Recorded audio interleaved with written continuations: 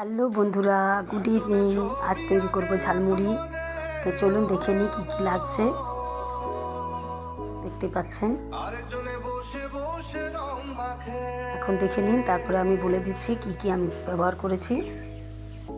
এখানে লেস আছে, কুরকুরে আছে, কাটিয়া আছে, তো মুড়ি নিয়েছি। তারপরে নিয়েছি টমেটো কুচি, পেঁয়াজ কুচি, কাঁচা লঙ্কা কুচি, শসা কুচি, তার সাথে দিয়ে দিচ্ছি ভেজানো ছোলা, তারপরে ভেজানো সোনামুগ, তারপরে বাদাম ঝুড়ি ভাজা, তারপরে দিয়ে দিচ্ছি লেজ,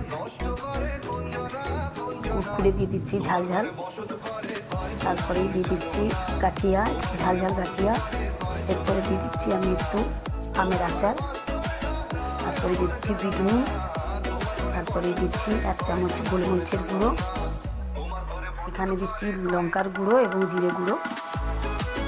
আমচুর পাউডার আমি ব্যবহার করিনি, তাই দিয়ে দিচ্ছি একটু লেবুর রস।